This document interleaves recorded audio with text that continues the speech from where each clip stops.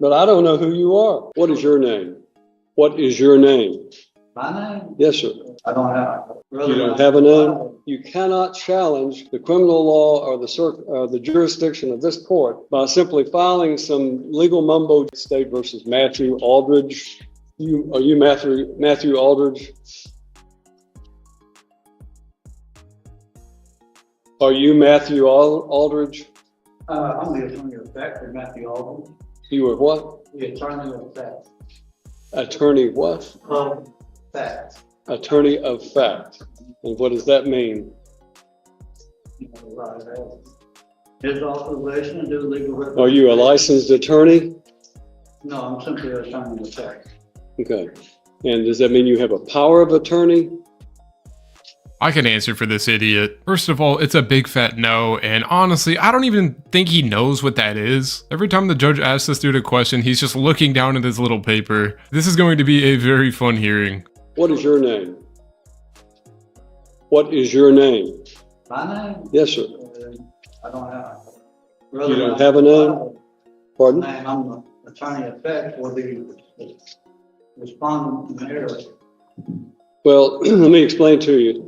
Only an attorney at law can stand in court and represent a criminal defendant. And to do so otherwise violates the criminal law statutes of the state of Tennessee and could land someone who attempts to represent themselves as an attorney at law in serious trouble. I understand what you're saying.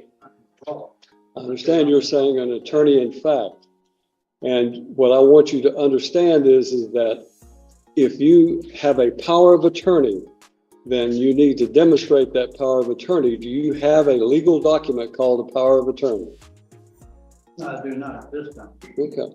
Then you don't have any authority to act on behalf of Matthew Aldridge in this court. You have no legal authority, nor do you have any authority through a legal document to represent or to act on behalf of Matthew Aldridge. Why don't the court just let me file this document? Show it to the bailiff and he'll show it to me. Apparently there's a copy here. All right. This is in the state of Tennessee of Cheatham County and Chancery Court, which is filed in the wrong county in the wrong court, because this is circuit court. You just be quiet. You go to the courthouse, it comes up. You need to listen to me instead of talking, okay? This is a challenge to the standing. The Supreme Court of the United States has stated that no corporation has standing anything to man. And then there's a quotation for Rundle versus Delaware Raritan Canal Company. And then it said, as well as it being a maximum of law, citing certain Latin phrases, dissimilar things ought not to be joined by a definition of Black's Law Dictionary. More time is available if requested. And then this was signed by Matthew O'Neill Aldridge. Is that your signature? That's the respondent.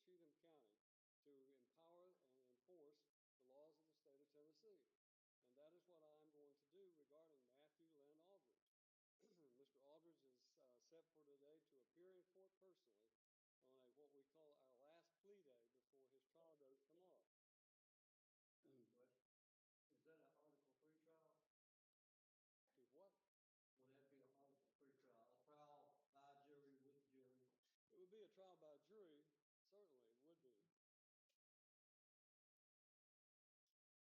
But I don't know who you are. And I don't think you have any authority if you are not Matthew Lynn Aldridge to appear before this court. And you are wasting valuable time to all of these other citizens who are here today.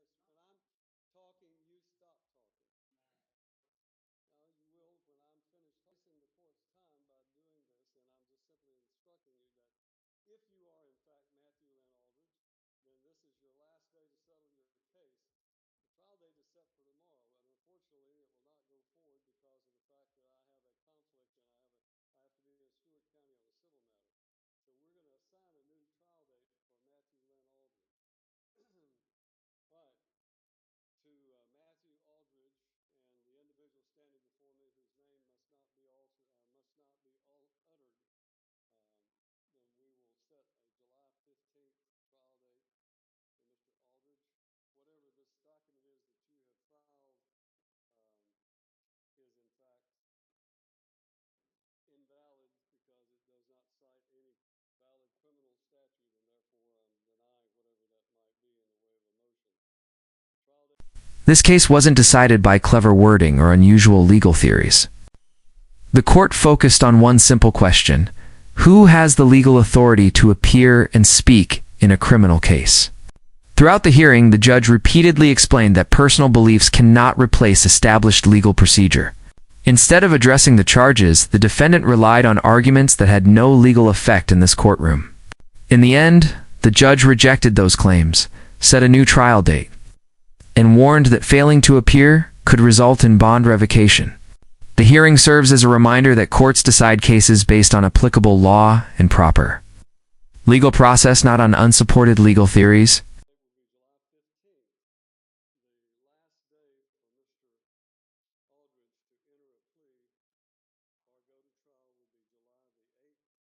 We're going to give you a card. If you are, in fact, Matthew Aldridge and you're just playing games with the court regarding this nonsense that you filed, then you may get this card and you may go on about your business. If you are not Matthew Aldridge, then I would suggest to you relay to Mr. Aldridge that he must appear on July the 8th, or a bond revocation will take place, and his case will be will take place with him in jail, incarcerated on the 15th. That's the judgment of the court. You need to take your piece of paper and go on